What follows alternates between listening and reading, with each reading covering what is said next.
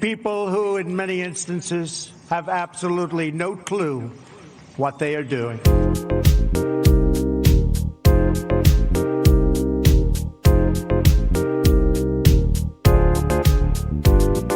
The Marxists, the anarchists, the looters, the agitators. It is episode 149, Inane Blather. True. The cracker eating episode.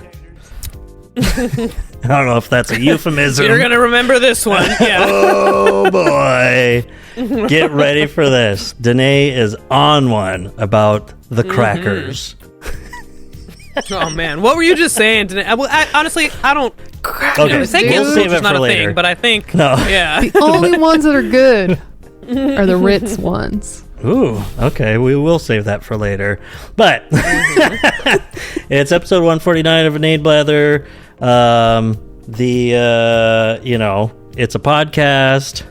They're calling it 9/11, but good. And also, we blather inanely. They also say... This is absolutely lit. They say a lot of things. Who they are, we have yet to determine. Outside of Inani Ratalb, the followers, Inani Ratalb to you, the listeners, the devoted, the members of the tribe, the community, is the nice way to put it. The devoted, loyal fan base of... headstrong, stubborn, quibbling, self-centered, vindictive, obnoxious, hormonal, sexually preoccupied, evil, thieving, cross-dressing jerks. So, exactly. It's funny, right before... I don't know, it's like... Number one, we don't do this kind of energized reboot on episode 150. No. It just kind of comes out of nowhere. It's episode 149. Who fucking cares? Oh, yeah. I was like, what? It's episode 150? No, we don't do that. But also, before the show, you're saying, we're going to get back to our roots. Talk about random stuff, blather, talk about the New York Post. And you know what? I had...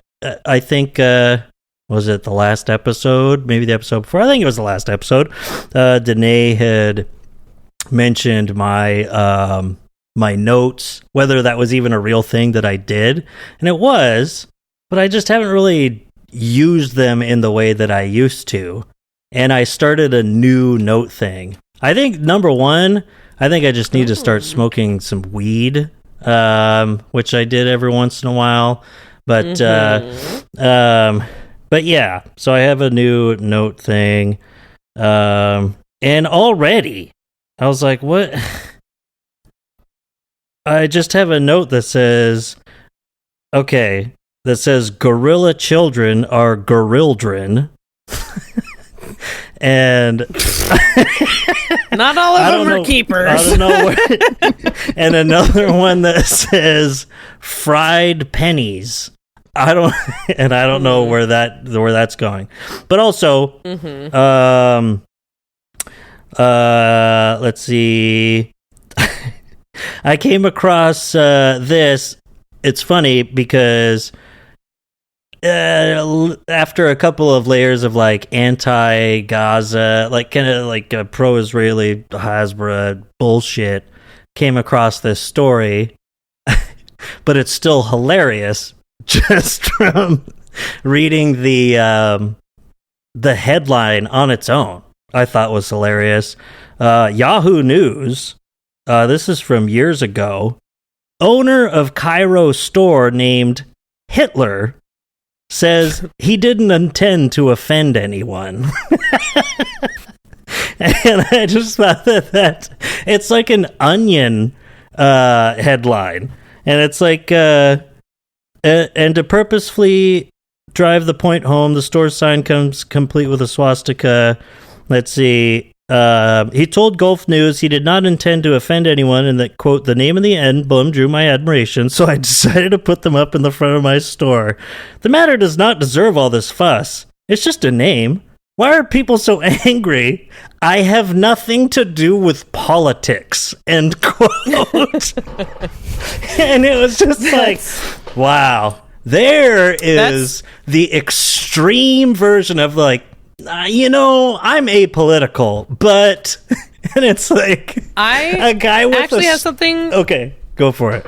No, to add to that, that's really interesting because in Trevor Noah's autobiography, Born a Crime, where he talks about growing up in South Africa and saying how people would pick Western, names for their children because of global power and all this kind of stuff. And they would, there was a name that's like in a bunch of history books, that there's like a name and it's Hitler. And it is. And he talks about him and his crew. Yes. Him and his crew, Trevor Noah, they were like performing at a school, like I forget what they were doing, but it was like at a Jewish school, and one of these kids' name was Adolf, and so they're all like hyping up their crew in like this performance at a Jewish school, like go Adolf, and everyone's just like really like it was just so I think that's probably. I don't know if that's translated or if that guy's speaking English saying that. You said it's in Cairo. Or it's like could be one of those things where it's like you don't really know. Yeah, like if you saw you saw this name that was popular and you're trying to like assimilate or whatever that culture or something, but you don't speak the language, so like all of this stuff, it just looks like a leader. He's like a leader. Maybe if you don't ever see him at Auschwitz, he's not there doing those things. So it's like. What do you know about? Maybe he's the one stopping that or whatever. If you don't, Western history books aren't everything. We got our own shit to worry about. There's a lot of other people on the planet that are like, what? Part of World War II, it affected a lot of the world, but not the whole thing. Not every Africa. Single person was affected. I mean, a lot of Northern Africa and stuff. There was like Italy was going to Ethiopia and whatever, doing bullshit like that, and like obviously South Africa has been colonized and stuff, and a lot of it has, but they're not getting like all these history lessons all the time, and colonized people necessarily, unless they're in camps, which, but I think it's just an interesting thing. Interesting. Let's put all these people in camps to teach them about what the Nazis did. Oh my god. There we go. Yeah. Washington Post. So there's other places where it's like, I really don't know. It's like Hitler, some people liked him or some people didn't. If you don't know shit about it, how would you know shit about it? It's like not a given because you're alive today. There's a lot of people that don't know a lot of things, but that is hilarious. It's like I just love the with headline. A swastika. Said that he didn't mean to offend anyone, and he says, "I'm not political at all." Straight up named the store just Hitler. And he changed it after backlash and stuff. He's like, "Oh, I'm sure if you found out what that's all about, whatever, but... PC police." I guess we'll change it back to Aeropostale. Very specific demographic coming in to shop there. Yeah, it says it's a very fashionable street. Though Cairo is like pretty involved in a lot of stuff, so I'm giving him a lot of credit. Or it was just interesting that I remember that from Trevor Noah's book about Hitler and the name Adolf in particular and all that kind of stuff. But that's funny because getting back to our roots, what? Because that's what what Inane Blather is about. It's about complaining. That's what I need. That outlet, the manifesto of petty grievances, it's just exactly, that's just what you want to do. And just like make fun of people, and things, and just kind of like have an creativity to me is just like, it's like a bird, like a friend. Yeah, we don't have to do the whole thing. But thank you. Umberto and I have been watching 30 Rock and that just passed. But so New York Post. Anyways, back to it. Just to just be like dumb and make fun of stupid bullshit. And it's serious bullshit and stuff, and just complain. It's really a nice outlet. Well, it goes, and I don't it's not so much complaining about Gaza. That's not complaints as it is just like horrifying, So let's make fun of and dunk on and complain about more fun things. Like I was saying, the New York Post, speaking of headlines, that's why it just brought me home. Like right before we started this, I was like, yeah, let's get back to our basics, pull up the New York Post, and it just made me like, oh, you're always here for me. U.S. News. Small talk this is the real. Front page. Yeah. How's the weather? But not yet. The weather. The front page of the New York Post is like, U.S. News. Married MTA bus union rep having affair with driver while wife assigned to same depot. That's Oh my God. U.S. News exclusive. Yeah, it just really... And then below that, smaller... This is Zoran Mamdani's New York City. No, the Epstein Files is below that and kind of like less, They'll do anything to distract from the Epstein Files. But did you hear about the bus driver affair? Oh, man. I could not believe it. Yeah, the MTA on the same Coldplay one, same depot, and it's like, it just okay, and then it's like a picture of the guy, and then like a little caption under the picture. It's just the Fresh Pond Depot, and then a picture of like the guy's face. But a steamy love triangle has erupted involving MTA workers assigned to the same Queens bus depot, giving new meaning to driving the bus. What? What? Oh my God! What was the first meaning? Someone's driving the bus, if you know what I mean. Like I no, guess I don't know. I guess maybe I'm driving the bus. Yeah, maybe heard that, but yeah. So that's funny. Just funny. It just was, just funny. Delightful. It's funny to me. Yeah. Your wiener. So, actually, speaking of how is the weather, we're bracing over here for a storm. Tomorrow, it's supposed to be like 25, 30 mile an hour winds, like an inch and a half of rain. It's like, maybe it's going to snow up at like elevations of 8,500 feet and higher. So like, Mount Rainier is going to get some snow and whatever. It's going to pour rain. It's going to be like, it's the fall, I guess, because it's, mid-August. Yeah. So, it's fall in the Pacific Northwest. And earlier this week, it was like 85 degrees on Tuesday. It was so... hot. That's what we're actually recording this episode a little bit later, because Monday, I was like, I just can't. Like, it's too hot upstairs to sit up there for like 2 hours, especially with my headphones on and all that kind of stuff. It was like, no. And now, today, it was maybe like 70 degrees, and it was like cloudy and rainy, and it's been all over the place. Oh yeah, so it's gonna be a wet one. Yeah, it might even rain over here. Yeah, it was 100 plus over where we were. Everybody's telling us to stop doing what we're trying to do. Go for it. The exclusive on the Epstein Files.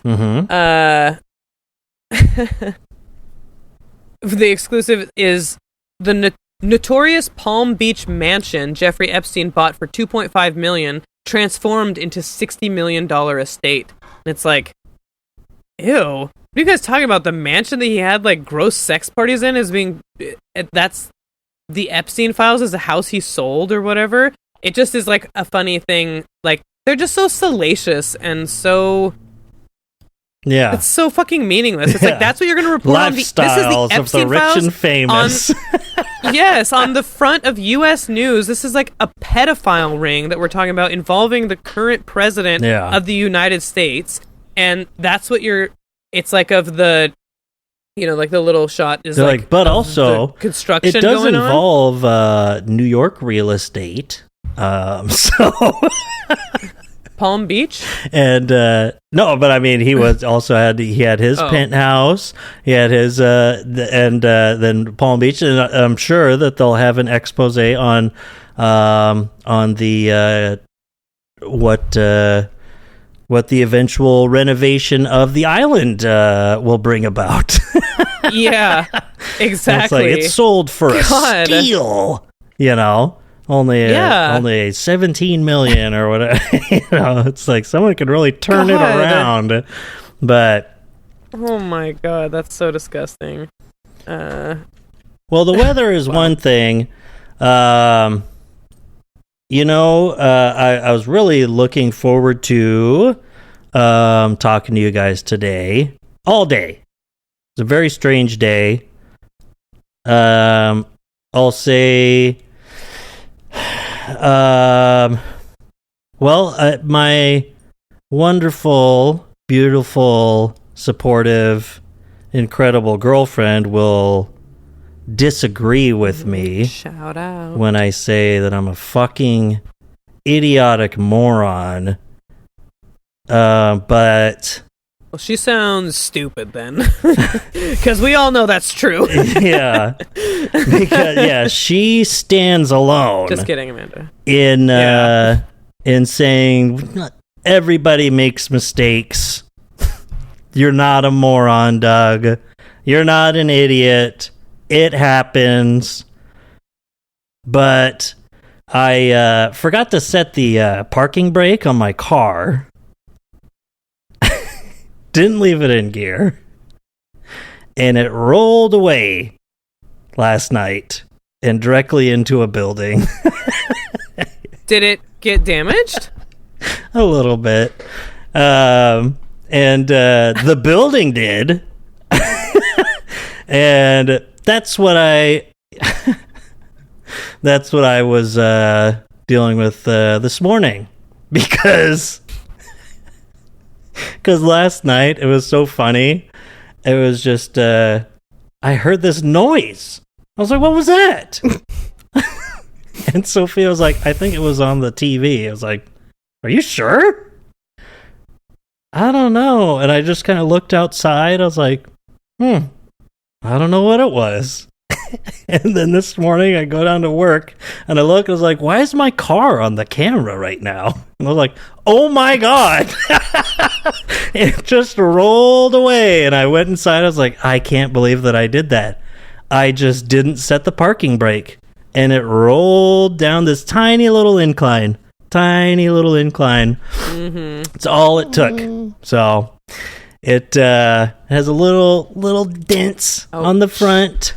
I popped the little piece of plastic thing back in the front on my poor baby. Aww. And besides that, I mean, who cares? There's this big ass dent in the metal building. Oh God. But I've been thinking about it all day. It was funny. I had to call the owner of the facility and tell him that some moron ran into the building. And he was like, what? What happened? What do you mean? I was like, well, it was me. So we don't have to look on the cameras or figure out who it was. Don't worry about it. So at least we got that going for us. So he says, okay, well, we already have some material left over from the last person that ran a car into the building. So, but well, at least still, it's not the first time it's happened. Oh, well, last time was something else.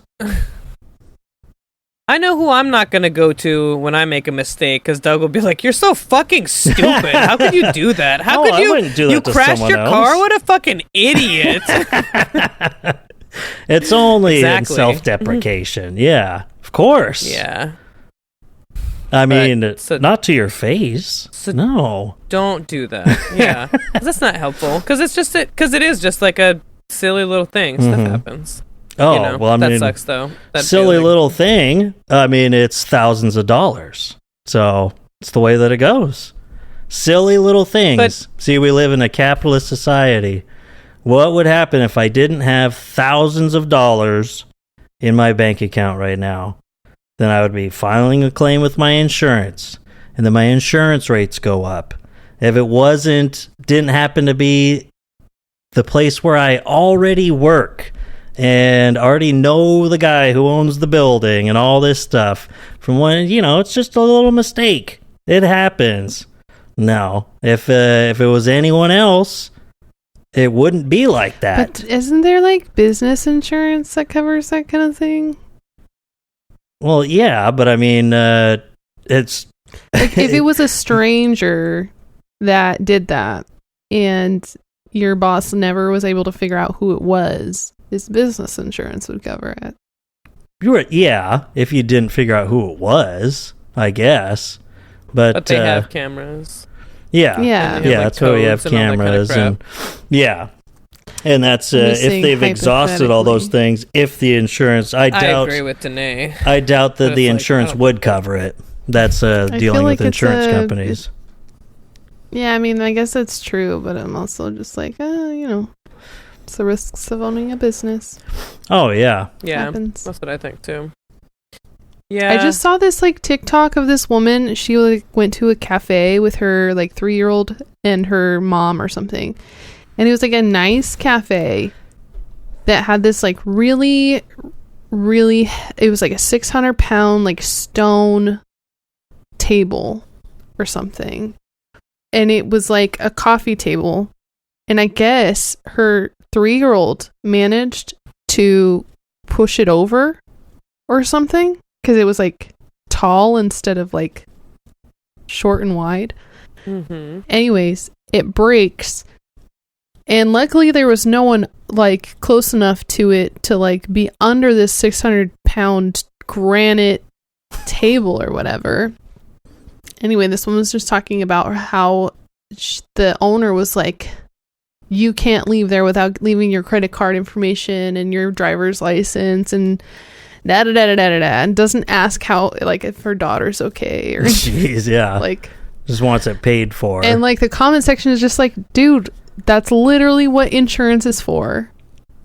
Like, also sue, because that thing should have been like in the ground. Like, it shouldn't have been able to be knocked over. Someone could have died. That's a really common refrain, though, just saying, well, that's what insurance is for. It's never that easy. I mean, anyone who says that hasn't dealt with insurance.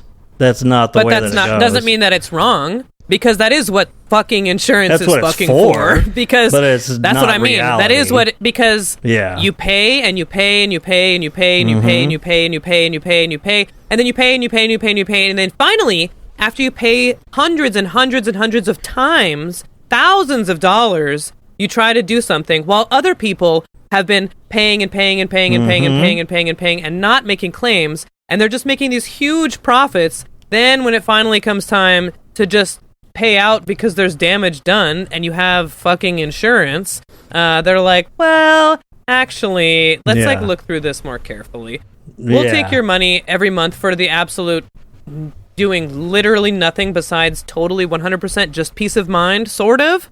You know, it's like you're not doing anything.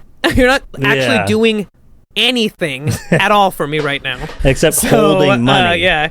They just hold money. So, in your bank account as part of your profits. So insurance is a cult. Let alone your deductible, etc. It's like, well, you already have a $4,000 deductible. I mean, it just happened. My girlfriend that I mentioned earlier, she owns a business, and someone shot out the front window of their door. They have insurance. They don't know who did it, but it's under the deductible. That comes out of their pocket. Doesn't matter that they have insurance. They have to pay, $1,000+ for that just out of your pocket. You just have to pay it. Otherwise, you don't have a door. That's it. It's like, well, that's what insurance is for. Well, that's the way it goes. That's like, if your business revenue is under a certain amount, you shouldn't have to pay a deductible at all for it. It's like those costs could be subsidized by if you have a private insurance industry or whatever you need. It's like companies would fill the gaps by them paying more, like Amazon or whatever, paying way more for insurance. You would think, so then other people, because small businesses, because that is true, I mean, I'm talking small businesses, when you're talking like 2-3 people or whatever, like really little things, stuff really, margins are pretty thin, and you're really not making a lot of money. And I definitely believe, and so much of their money already goes to paying for insurance. I'm like, you shouldn't even have to pay for any taxes or anything like that. You only got a few employees. I'm like, no B&O tax for you. Like, none of that. That's not what you guys are here for. You're like helping your community. You're a tiny little based in your community. You have 3 employees or whatever. It's like, what could you possibly be doing besides being very local? It's that is it, because that is what insurance is for. It's like you're practically, in all practicality, you're operating as a nonprofit. It's like yeah, you're paying your employees and that's about it. You just happen to be paying yourself as well.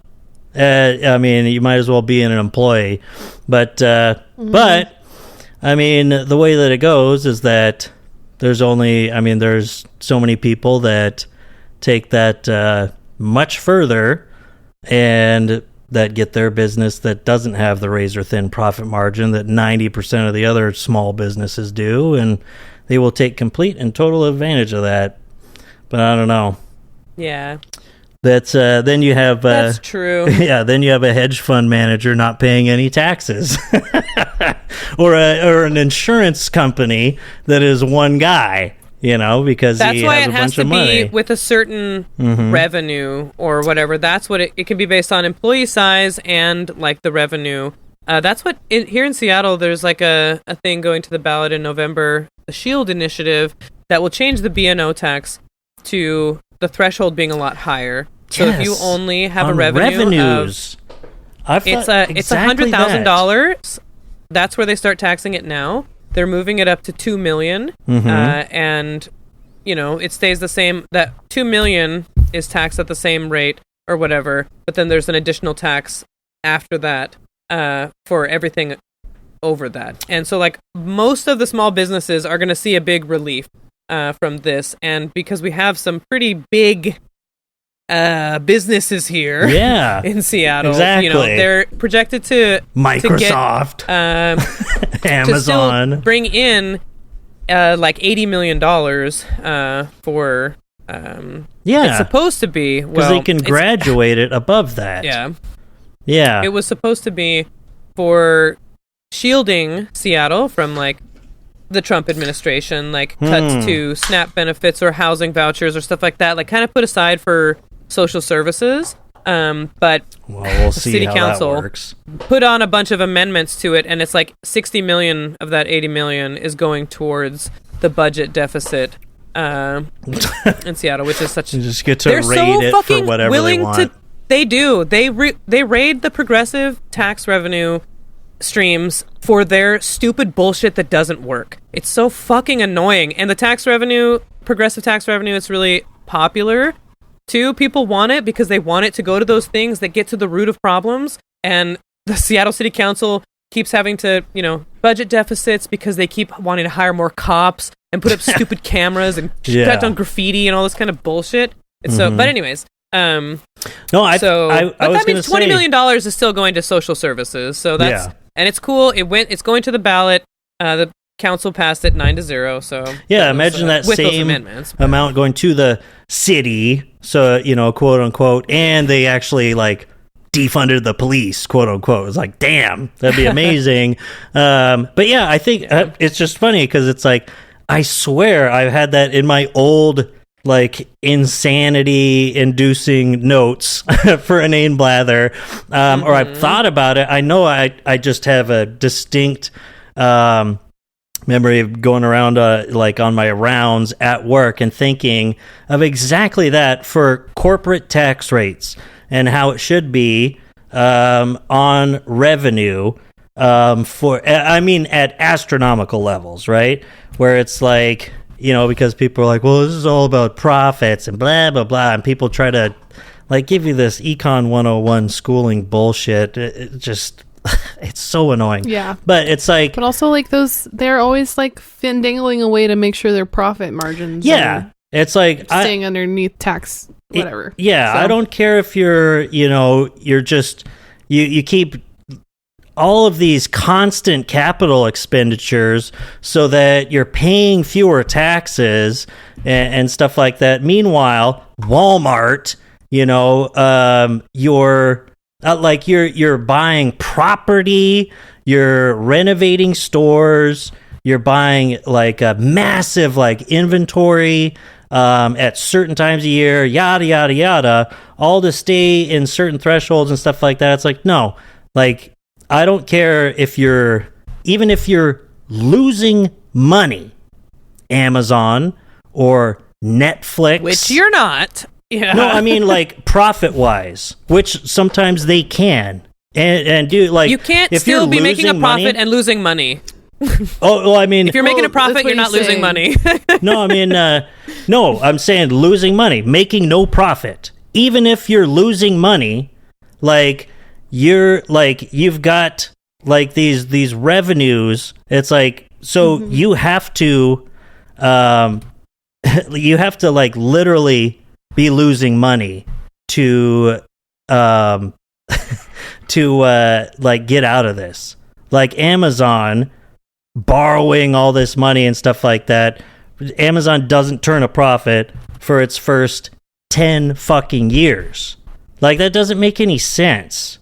You know, that's why it is the gigantic monopolistic corporation that it is today, because it was able to undercut, you know, all of its competition, push people out of the way, and then just cement itself in place and just pay whatever it wants, set the prices what it wants, and it can pay no taxes because they were making no money or whatever.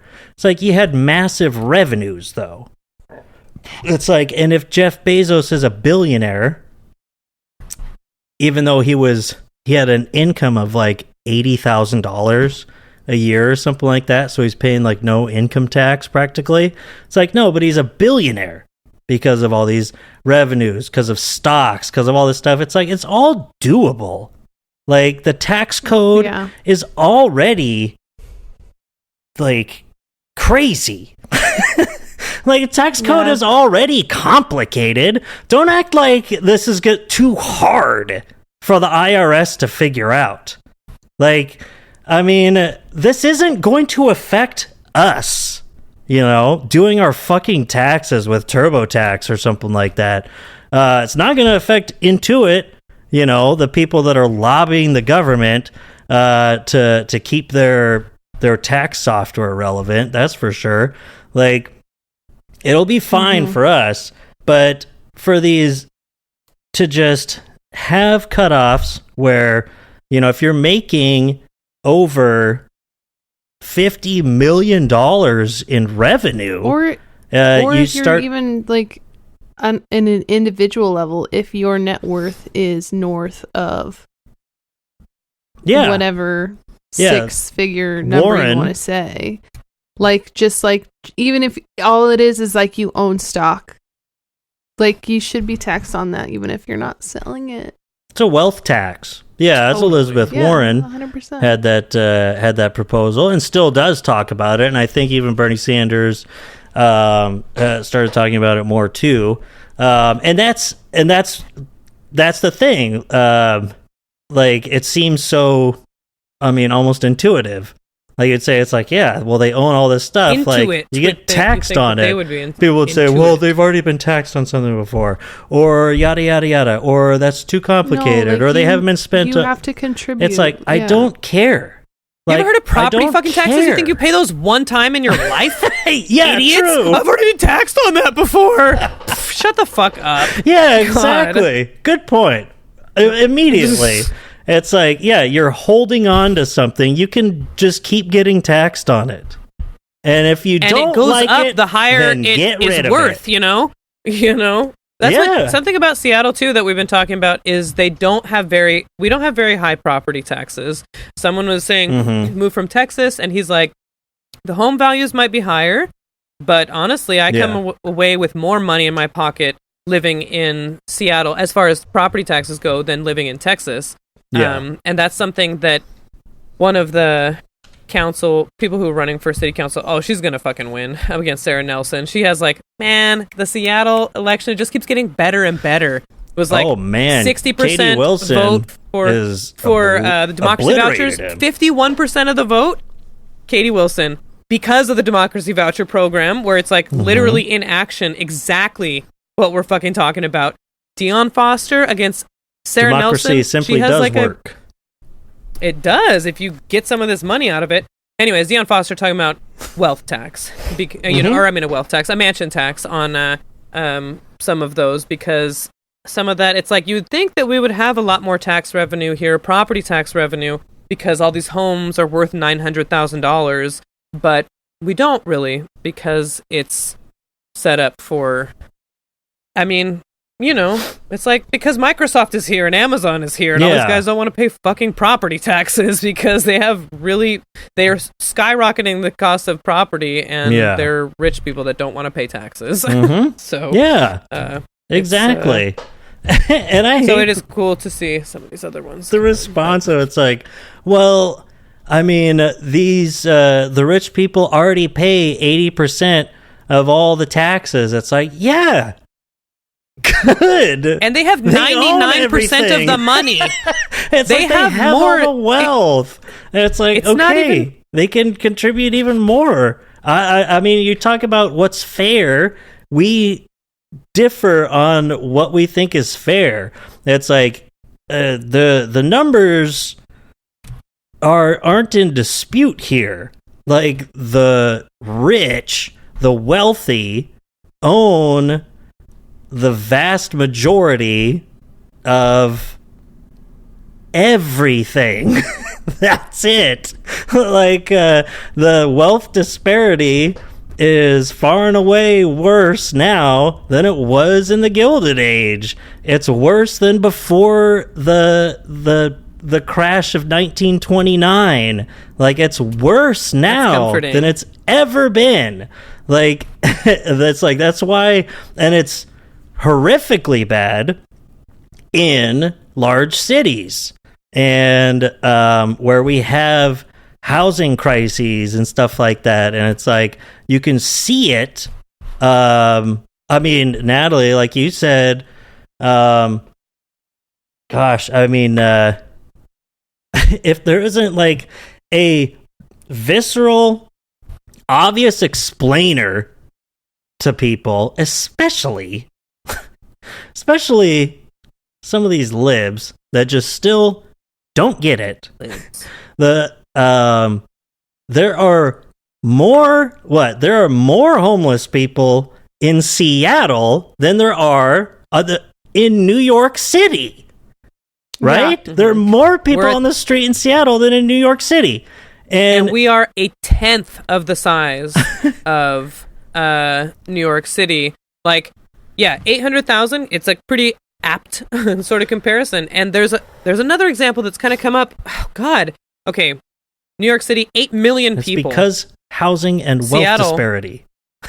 Yeah, Seattle, 800,000 people. So then what's interesting, there's like 10,000, unsheltered people in Seattle every single night.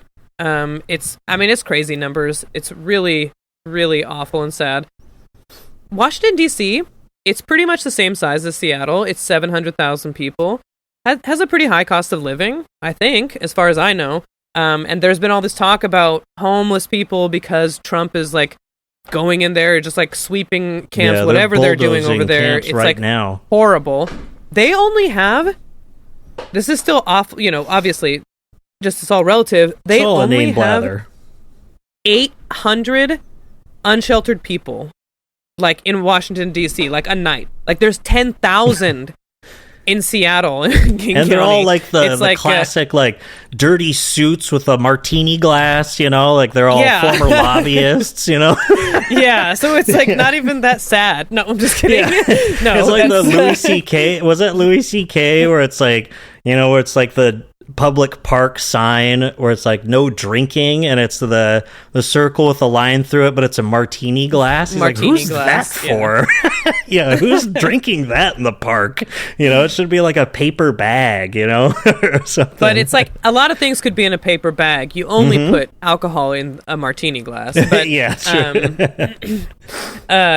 That's it just was interesting thinking about, like, how can we be doing it so fucking wrong over here that it's such an obvious example. Washington, D.C., they're the same size as we are, and they have, like, again, like a tenth of the homeless, like unsheltered homeless people that we do.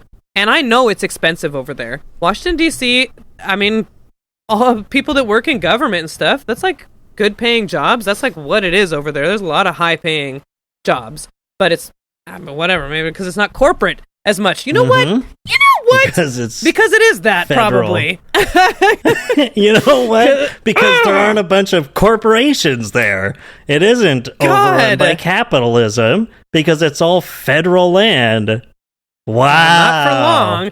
Yeah, as Trump comes in and like puts up hotels or whatever he's going to do. With people have to flush their toilet 15 times. Over there. And so everyone's just, That's interesting. Yeah, that's... So thoughtful. That's interesting. So thoughtful. I think we just broke the case, guys. Capitalism's bad. Oh, that's what I was looking for. Wow. Now, My that's mind the is first blown. goddamn Thank you thing so much, you've ever Jill. said that made one piece of fucking sense. You know what? And you know what? Another thing about capitalism that we were talking about earlier was... Okay, we're talking about, we're human beings here. The three of us, we're a great example. We love each other. I swear we are. Yes. I'm definitely human. No. Yeah, me too. I'm not an alien, and if you think I am, you're crazy. I'm nothing like Ted Cruz. Yeah. So I swear don't to even God. Say that. I was born of a human woman. As we all say commonly, I was born of a human woman. On the day of my birth, that's the song that I sing. So, and as I say commonly, I would be... Shut the hell up, bitch. I'm a human. Also, that's on my I'll birthday, say. that's what people say to me. Yeah. I would be so, devastated if something happened to Danae. Like, I've known her so many years. I would say, I hope anyways, close friends. We went to school together in high school and college. We were roommates. Have known each other a really long time now. We're talking. I'm pretty sure we went to the same elementary school, if I'm remembering correctly. That's what I was just trying to think. Well, at least the same junior high for sure. Because Scooby, right? I mean, yeah, and like, You want me to beep that out? Or? All right. So there we go. Yeah, looking it up. Yeah, all of our fans. But no, but so. What I was just thinking today was like... yeah, anyone on the internet is like, where's that? Yeah, I don't know. Good luck. But so, known each other a long time. And if I would need some time. If something happened to Danae, and unfortunately, we're saying the worst that would happen is, someone leaves for good from your life. In a physical way. I don't want to put the words out there, She dies, guys. If Danae died, okay? Jeez. God, make me say it. God. No. So, in a spiritual, emotional way, no. It would be awful. I'd be so... To leave the physical realm. It'd be devastating. And sure. Thinking about, you can use your bereavement leave from work for immediate members of your family only. And I'm like, what the fuck kind of society have we set up that I couldn't take a day to grieve when I get the news that would just it'd be like a gut punch, beyond. You'd be like, I can't think about it. Do I have to do this? If I'm not doing heart surgery, yeah, I gotta go home. Like, I can't be here. I mean, even if you are doing heart surgery, you should probably take the day off. Yeah, it's like you get some devastating news to be like, I literally can't focus. And how you would have to use your PTO to grieve if you the death of a loved one, is just what a tiny little example that is so what are we doing, guys? Yeah. What is this? It's I mean, I used up all my PTO because my house burned down. That sucks, dude. Also, if you think about it, the name of a book or something. It was right after my my year change too. I get June 6th is when my turnaround is, and then my house burned down June 11th, and it was like, I was like, I gotta take some time off, and then and for my birthday took some time off, and then like took extra time off like each weekend after that and stuff, and it was like, by the time it got to holiday times, I was like, oh, I don't have like any time off. Whoops, I have one day left. Time off without getting paid. Yeah. Yeah, because my they house let you do that. Yeah. Yeah, I just had to schedule accordingly. And it's if you think about how much our media just like propaganda is like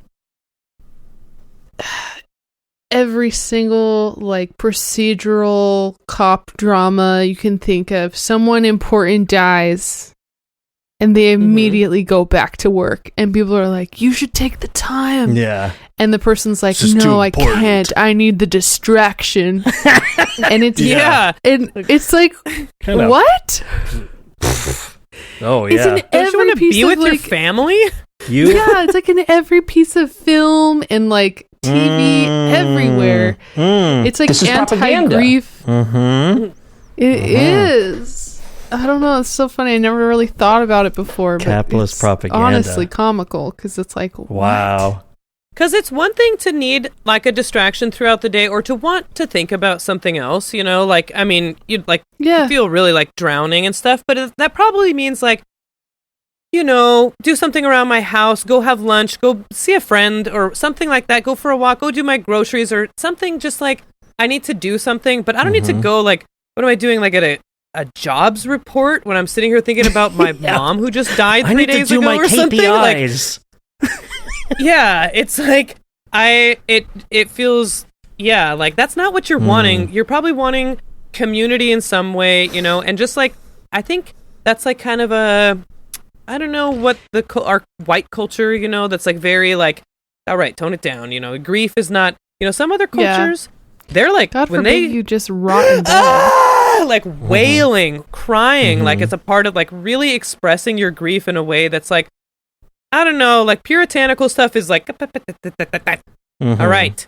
Yeah. Midwestern. Like you can cry and that's the only time sort of, and you're not going to just like lose your shit. That's kind of like people really uncomfortable with it, but the feelings are the same across cultures, I think, is the feeling of loss is so, I mean, it drop you to your knees, if you let yourself, then it's just, and in America, it really feels like, like just focus on work and you'll just get past it. And you just never get to, in that way that, I mean, like experience that. You don't get to like go through your grief to a degree that you would be able to otherwise and be a whole person, like a more, or like more depth or whatever to who you are. And you can really meet people where they're at when they're kind of grieving too. It was just and, a thing that happened. Yeah, and you just got through it, and it's like, let it profoundly change you. These are big deals, guys. That's what matters in life. Those relationships can be a part of your life instead of something that happened to you. Yeah. Yeah, I think it's also like that reflective of the culture in that like people usually have like a certain amount of time that it's kind of acceptable to be like really devastated about. You get 3 days bereavement leave if your mom dies. That's like a common practice for, it's like your husband dies and you're gonna be like, I guess I'll go back. It's okay, it's Monday, I gotta be back to work on Thursday or Friday, or do I have to come in next Monday? Be like, oh yeah, my husband's dead. So that's, I guess I'll just go answer the phone at work or something. Like, what are you, I mean, some people, it's like a day or whatever, depending on the shitty job that you have and how much you need money. I guess the people can then just use their PTO if they have it, but it's all, that's just like that's shitty the thing and sad is the fact that the other compounding the other factors where it's like even if you whether you have that you can take more time off. It's like, sure, take 2 weeks off.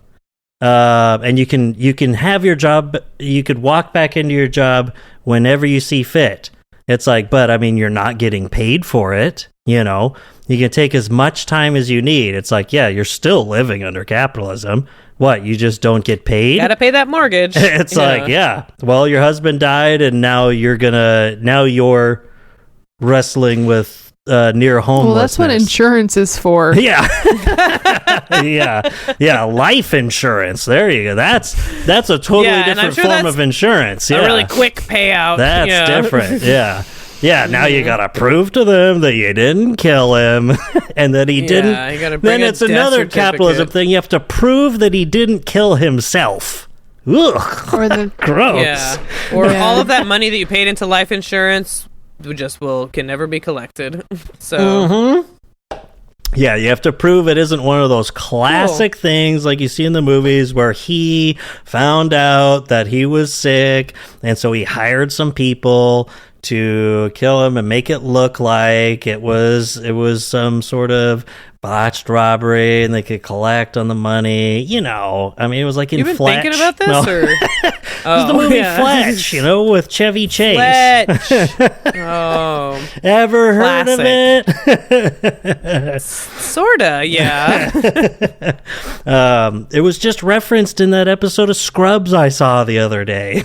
Nice. But nice. Yeah. I mean, generally, yeah, with I mean, grief at all. I wonder how much of that whole, I mean, puritanical look at it, you know, where it's like you just go back to work or you work through it. I mean, if you cry, you know, if you cry at all, I mean, you're a fucking bitch.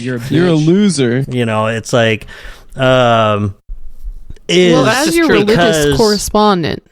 Oh yeah, how the Protestant work ethic, Relco. Yes. You know, I mean, we need to celebrate that they've gone to be with the Lord, right? So it's actually not. So that you shouldn't sad. be sad because they're happy now. They're in a better place now.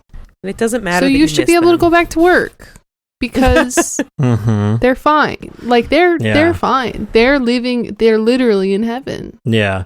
And if you feel any other way about it, you're being selfish. Exactly. How dare you keep them from Jesus? So yeah, and in your love life for them, it's really bringing them down. Yeah, you're being a downer, don't be dude. sad.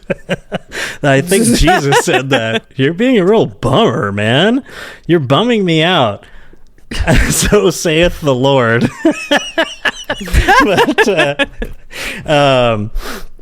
yeah, I mean, our grandmother just died, just passed away, last week. And I'm sorry for your loss. Yeah, and I don't know.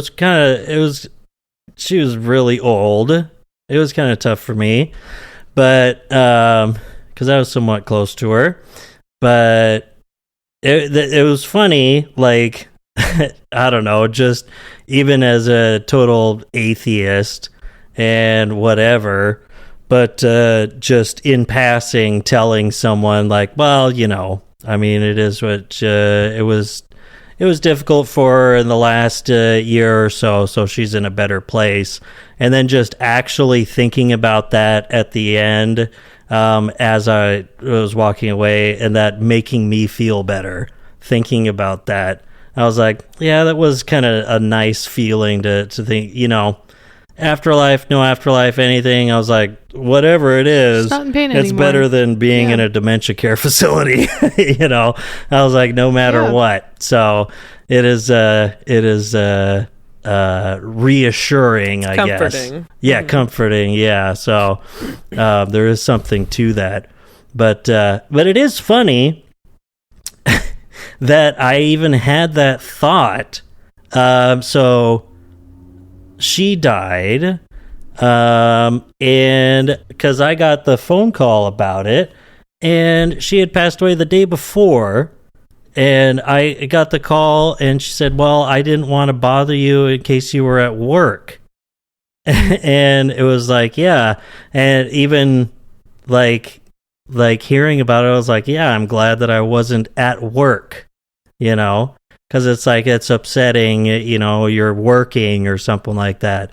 And it just goes to show that, like, that exact thing. It's like, yeah, because so much of your life you're just at work. And that's so separate from living life, dealing with death, you know, family members, stuff like that. Oh, I mean, Amanda and I just started watching Severance. You know, it's really something else. Recommend it. It's a pretty good show. Yeah. If you could just separate your work and personal life, you know, would you do it? No. But yeah, I was at the gym when I got the news, and I was like on the treadmill with Umberto, and it was a voice message from Doug, and I was like, just kind of slid off the back of it, and Umberto's like, what's wrong? Yeah. I was like, and I just started to cry, and we left, obviously, because I'm just like all like, I gotta go. Like, it was like, I'm not gonna hit my PRs. Strange. It feels strange. Like, I don't want to just be here crying at the gym either. I mean, you know, I'm not like, okay, it would be weird if I was just there on the treadmill, just like watching a sad movie. But while I was on the bike. But I was just thinking about how that would happen. I don't know. In just one of my books, it's making me think that, like, if you're in a very small community, if something like that, if you were to get the news and you were like at your store, you know, in a very small community, and someone walked in and you would say, my grandma just passed, and they'd say, oh no, like, I know her, you know, and like you'd be able to like share in some of that grief, like in a small, you know, that's like pretty small, or whatever, however many people it would be before you didn't know who everyone was. But and how, you know, it's just not possible anymore. We don't live in tiny little 30 people villages or whatever, or 100 people or whatever, too much. And just how that would be, another comfort around someone, be able to, like, no matter where you are, you'd be able to have someone kind of understand, and like, you wouldn't have to like fit the place as much. You would just have your feelings, and people would be like, your community around you would be like, oh, we'll go home and take care. Everyone would just have like an understanding. But, you know, if you find out your grandma dies and you're working at McDonald's and you got to go to your shift, no one gives a shit as to why you're in like a bad mood or anything. Or, I mean, you could tell people, but, you know, it's just like... well, that's the thing. I feel like, you know, even outside I mean, you would agree. I mean, people are just really... people that they don't know are really like nice and caring and understanding, it seems like, for the most part. You know, there's all these lead poisoned boomers every once in a while that really don't care. But not that they wouldn't give a shit, but just that you don't know them. Otherwise, that's what I'm saying. It is kind of cool that like people that don't know each other really do care about each other sometimes. But there's this wall between people that is like the smartphones. That is market capitalism, that it's like preventing. It's like, but there's a transaction that's supposed to be happening, that it's like, well, it's too bad. It's like, but I need my sandwich, or I need my rental car or something. It's like, so it's like, I feel for this person in this moment, whatever happened, or they just got this call and the father died, or their house just burned down, or whatever. And it's like, and two people can totally connect because human beings are empathetic creatures and stuff like that, and they don't even know each other, and they can connect like that. But still, it's like, well, then no matter how empathetic this person could be, it's awkward, because it's like, so can I get my rental car? I mean, that's what I came here for. It's like this. Now it's weird, and now you're here I'm behind on my schedule. so... Yeah, and you're like, yeah. So do I go to someone else? And now it's weird. Like, do you go? Like, I hope everything works out for you, kind of thing. And it's like, because what brought us together in this moment is also what makes this so awkward as well. Like, yeah, and it's not really like giving me the opportunity to take my mind off of it, what I'm thinking. Like, if it was someone you knew, then it's like, now let me just help you with this thing that you came in here for, because I feel connected and it feels nice to talk to someone. Where there's nothing else to do except... Yeah, and not that other people, don't, and even people, trying to be nice, it's like they don't give a shit about you in the same way that your friends and family do, obviously, people who know you and love you. So it's like, if you're having that kind of experience and it was like one of your friends that came in to need to rent a car, you'd be able to just rent it afterwards without the awkwardness of it. Would just be like, all right, it's a second thought. I mean, now I'm like, I got through that little thing, and now I can take my mind off it a little bit because you're here and you're like making me be able to like relax or whatever, or just like that needed connection to. But that's only serendipitous. That it happens to be a friend. Unless you live in a tiny little village. That's what I was saying. But so we're going long, and that's my transition into this final New York Post thing that I just came across. That's weird but true. Okay. Man with quote world's largest willy slips. Breaks arm in shower because giant penis got in the way. Quote, it was a very embarrassing accident. And I just want to read you very quickly how it happened. How? Thank you. One of the issues with being so large... Actually, okay, he's British. One of the issues with being so large... Yeah, it says especially Willy. in hot water showers... I was like, what is this, the it's Daily not Mail? exactly easy... It's not exactly easy to see my feet, the London resident recalled. Jesus As I was Christ. rushing to get ready for work, I didn't see the excess shower gel in the tub because my penis was the only thing in my eye line. I slipped on it, causing me to fall out of the tub completely headfirst and crack my shoulder on the hard floor. And he broke his shoulder in 2 places, but who knows if it was... And he does have... There's a picture of him, and he's like, just wearing pants and standing there, and he has a 14 and a half inch at the penis. airport kind of there is a plaster cast of his massive phallus at the phallological museum in Iceland, and there's a picture of it, and it's blurred out. The plaster cast of it is blurred out on that. It's in the phallological Iceland. museum. Hey. So I just wanted you guys to help prevent future falls, Barr has resolved to shower less quickly. He also bought a bath mat, so he's less likely to lose his footing, even with his penis obstructing his view. Wow. I just think he needs to get bigger feet. And he bought a bath mat. You didn't have a bath mat? What Blessing the hell? And a curse, I what a guess. loser. What a bum. A bath mat inside the shower, I'm guessing. Men.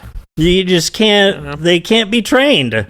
Doesn't have a bath mat. But I want to say that the writing of this is so funny too. So this is the first couple sentences. Being well endowed isn't all it's cracked up to be. We've heard of people whose mammoth members have injured their partners. However, a UK man with the world's largest Johnson reportedly hurt himself after slipping and breaking his arm in the shower because his titanic tallywhacker got in his way. Hey, well, shout out to friend of the family, old family friend Bob Sheffels.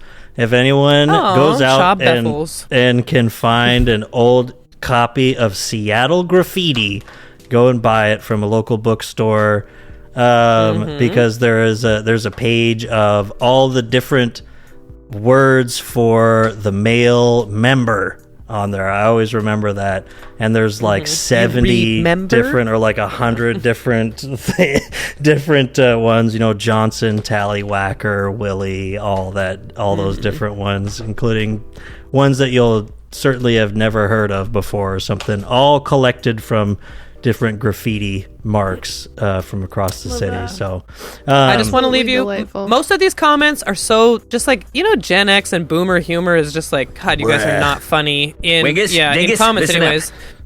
But this one, it just kind of made me giggle because it's like, I once showed a woman I was dating my member. I said, "What do you think about this?" To which she replied, "It looks like a penis, only smaller." And I thought that was cute.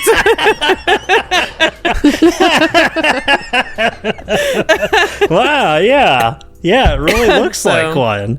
Yeah. It reminds me of one.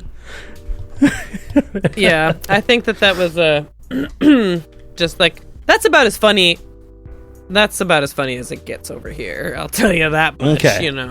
Like, well, I won't leave you with what I thought was funny. Good. Okay. All right. Well, Get out of here. You get out of here! Get out of here! Man, don't. This is a legend. Get him out of here! Get him out of here! I got my. You get him out of here now! Get him out! okay. You ruined the show. You ruined the whole show. You gonna take that knife out? Get him out. Yeah. Get him out. Okay. Still going. Love you guys. All right, yeah. Shout out to everyone. Bitches leave. Yeah. Mental illness is when you're right wing. And where the okay. Bitches leave. Shout out to RM Brown. Our Lord and Savior. Shout out to everyone. Okay. All right, Love you, bye. Love you, Mary.